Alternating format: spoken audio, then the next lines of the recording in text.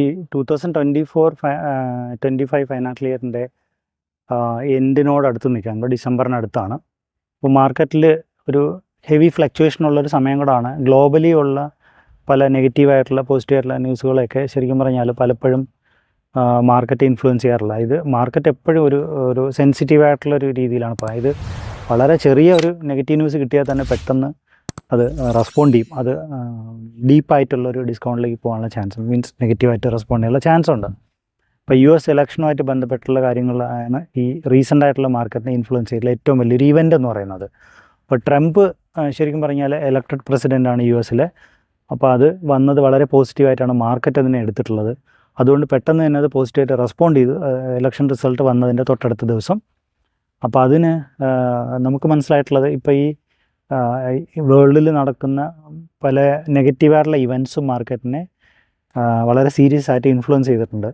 എന്നാൽ ഇതെല്ലാം ഡിസ്കൗണ്ട് ചെയ്തിട്ട് മാർക്കറ്റ് ഇത് റീകൂപ്പ് ചെയ്ത് പഴയ പ്രതാപം തിരിച്ചു പിടിക്കാനുള്ള പോസിബിലിറ്റീസ് വളരെ കൂടുതലാണ്. അപ്പോൾ അതുകൊണ്ട് ഇക്വിറ്റി ഓറിയൻറ്റഡ് ആയിട്ടുള്ള ഇൻവെസ്റ്റ്മെൻറ്റ്സിൽ ഇക്വിറ്റി പിന്നെ മ്യൂച്വൽ ഫണ്ടുകളുണ്ട്, സ്റ്റോക്സ് നേരിട്ട് വാങ്ങാൻ പറ്റുന്നുണ്ട്, സ്റ്റോക്സ് ബ്രോക്കേഴ്സ് വഴി ഇൻവെസ്റ്റ് ചെയ്യാൻ പറ്റുന്നതുണ്ട്. അപ്പോൾ അതിൽ സ്റ്റോക്ക് സ്പെസിഫിക്കായിട്ട് അനലൈസ് ചെയ്ത് അല്ലെങ്കിൽ കൺസൾട്ട് ചെയ്ത് ചെയ്യാൻ സമയമുള്ളവർ, കൂടുതൽ സമയം സ്പെൻഡ് ചെയ്യാൻ പറ്റുന്നവർ മാത്രം ഇക്വിറ്റി സ്റ്റോക്സിലേക്കൊക്കെ പോവുക.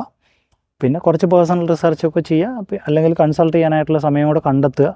നമ്മൾ പൈസയുടെ കൂടെ തന്നെ സമയവും കൂടെ ഇൻവെസ്റ്റ് ചെയ്യേണ്ടതായിട്ടുണ്ട് ഈ സ്റ്റോക്കിലെ ഇൻവെസ്റ്റ്മെൻറ്റിനെ കുറിച്ച് പറയുകയാണെങ്കിൽ. അതേസമയത്ത് നമ്മൾ equity MF mutual fund, hybrid ഫണ്ടുകൾ, ഇക്വിറ്റി അലൊക്കേഷൻ, അതായത് ഓഹരിയുമായിട്ട് ബന്ധപ്പെട്ടിട്ടുള്ള മ്യൂച്വൽ ഫണ്ടുകളൊക്കെ ആണെങ്കിൽ നമുക്ക് ഈ പറഞ്ഞ ഒരു സ്പെസിഫിക് സ്റ്റോക്കിലുള്ള നെഗറ്റീവ് പോസിറ്റീവ് ന്യൂസ് ഒന്നും നമുക്ക് ഡേ ടു ഡേ നോക്കിയിരിക്കേണ്ട ആവശ്യമില്ല, ഡെയിലി റിവ്യൂ ചെയ്യേണ്ട ആവശ്യമില്ല. അപ്പോൾ അതൊരു പ്രൊഫഷണലി മാനേജ്ഡ് ആയിട്ടുള്ളൊരു ഫണ്ടാണ്. എപ്പോഴും അങ്ങനെ ഒരു ഗ്രൂപ്പാണ് എപ്പോഴും ഈ പറഞ്ഞ മ്യൂച്വൽ ഫണ്ടിലെ പോർട്ട്ഫോളിയോസ് മാനേജ് ചെയ്യുന്നത്. അപ്പോൾ അതൊരു ഹ്യൂജ് ബാക്കപ്പ് വർക്ക് ഉണ്ടാവും. കോസ്റ്റ് ആവറേജ് ചെയ്യാനായിട്ടുള്ള ഓപ്പർച്യൂണിറ്റീസ് അവരുടെ കയ്യിലുണ്ട്. അതേസമയത്ത് ഒരു ഇൻഡിവിജ്വൽ ചെയ്യുന്നതെന്ന് പറയുമ്പോൾ ഒരു സ്പെസിഫിക് സ്റ്റോക്ക് മേടിച്ച് ആ സ്റ്റോക്ക് ഇറങ്ങി കഴിഞ്ഞാൽ അതിന് പിന്നെ അഡീഷണൽ വാങ്ങാൻ പൈസ ഇല്ലെങ്കിൽ പിന്നെ ആളത് കുറേ നാൾ കാവലിരിക്കേണ്ടി വരും. അത് വില കൂടി വരുന്ന സമയത്തെ വിൽക്കാൻ പറ്റൂ. പിന്നെ രണ്ടാമത് നമുക്ക് വാങ്ങാനായിട്ടുള്ള ഫണ്ട് ഇല്ലെങ്കിൽ പിന്നെ അത് എത്ര നാൾ വെയിറ്റ് ചെയ്യണമെന്ന് പറയാൻ പറ്റില്ല. മാർക്കറ്റിലെ ട്രെൻഡോ അല്ലെങ്കിൽ സ്റ്റോക്കിൻ്റെ ആ ഒരു പർട്ടിക്കുലർ ഇൻഡസ്ട്രിയായിട്ട് ബന്ധപ്പെട്ടുള്ള കാര്യങ്ങളാണ് അതിനെ പിന്നെ ഇൻഫ്ലുവൻസ് ചെയ്യുക. അപ്പം അങ്ങനെ ഒട്ടും പറ്റാത്ത ലിക്വിഡിറ്റി പ്രശ്നങ്ങളുള്ള, അല്ലെങ്കിൽ അനലൈസ് ചെയ്യാൻ ബുദ്ധിമുട്ടുള്ള, അല്ലെങ്കിൽ അങ്ങനെ ക്ഷമയില്ലാത്ത ആൾക്കാർക്കാണെങ്കിൽ ഏറ്റവും ബെറ്റർ ഓപ്ഷൻ എന്ന് പറയുന്നത് ഇക്വിറ്റി ഓറിയൻറ്റഡ് ആയിട്ടുള്ള ഹൈബ്രിഡ് ഫണ്ടുകളോ, അല്ലെങ്കിൽ ഇക്വിറ്റി പ്യൂർ ഇക്വിറ്റി ഫണ്ടുകളോ, ഈവൻ ബോണ്ട് ഫണ്ടുകൾ, അങ്ങനെ ഇപ്പോൾ ബാങ്ക് എഫ് ഡിനേക്കാൾ കൂടുതൽ റിട്ടേൺസ് കിട്ടുന്ന, ലാഭം കിട്ടുന്ന ഒരുപാട് അസറ്റ് ക്ലാസ് നമ്മുടെ ചുറ്റുമുണ്ട്. അതിലൊന്നാണ് ഞങ്ങളിപ്പോൾ പറഞ്ഞുകൊണ്ടിരിക്കുന്നത്. അപ്പോൾ അതിനകത്ത് ഒരുപാട് സാധ്യതകളുണ്ട്. അത് മാക്സിമം ആൾക്കാർ യൂട്ടിലൈസ് ചെയ്യുക. എന്താണെങ്കിലും ബാങ്ക് എഫ് ഡിനേക്കാൾ കൂടുതൽ റിട്ടേൺസ് കിട്ടുന്ന ഒരുപാട് ഇൻവെസ്റ്റ്മെൻറ്റ് അവന്യൂസ് നമ്മുടെ ഫ്രണ്ടിലുണ്ട്. ടാക്സിൻ്റെ ഒരു ഇത് നോക്കുമ്പോൾ പോലും, ടാക്സിൻ്റെ ആംഗിളിൽ നോക്കുമ്പോൾ പോലും നമുക്ക് ഒരുപാട് ബെനിഫിഷ്യലാണ് ഇക്വിറ്റി ഓറിയൻറ്റഡ് ആയിട്ടുള്ള ഇൻവെസ്റ്റ്മെൻറ്റ്സ് എന്ന് പറയുന്നത്. അപ്പോൾ അതിൽ ഇക്വിറ്റിയിലേക്ക് ഒരുപാട് ആൾക്കാർ വരണം എന്നാണ് ഞങ്ങളുടെയും ഒരു ആഗ്രഹം.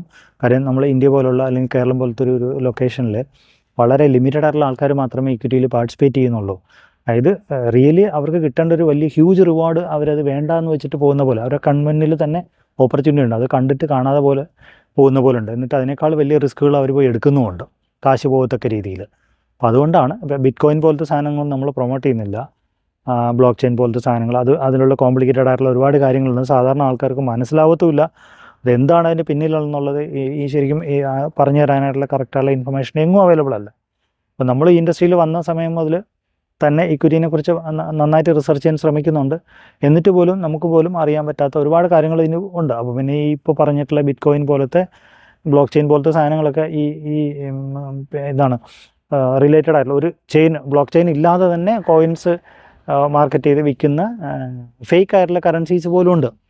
അപ്പോൾ അതൊക്കെ മനസ്സിലാക്കിയിട്ട് വേണം നമ്മൾ ചെയ്യാൻ. അപ്പം ഒരുപാട് ഇപ്പം ഈ ഇടയ്ക്ക് ഞാനൊരു വേറെ സ്റ്റേറ്റിൽ ഇപ്പം ഒരു ബിസിനസ്സായിട്ട് ബന്ധപ്പെട്ട് പോകുമ്പോൾ അവിടുത്തെ ഒരു ഹൗസ് വൈഫ്, അപ്പോൾ അവിടുത്തെ കെയർടേക്കറിൻ്റെ വൈഫാണ്. അപ്പോൾ അവരോട് സംസാരിക്കുമ്പോൾ അവർ ഫ്രീ ടൈമിൽ അവർ ചെയ്യുന്നത് എന്താണെന്ന് വെച്ച് കഴിഞ്ഞാൽ അവർ വേണമെങ്കിൽ investments in equities, stock market എന്നൊക്കെയാണ് പറയുന്നത്.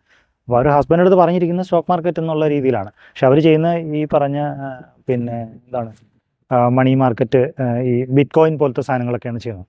അപ്പോൾ അവരുടെ കയ്യിൽ മാനേജ് ചെയ്യാൻ പറ്റുന്ന രീതിയിലല്ല അത് ഉള്ളത്. അവർക്ക് കാശ് കിട്ടുന്നുണ്ടോയെന്ന് അവർക്ക് തന്നെ അറിയില്ല.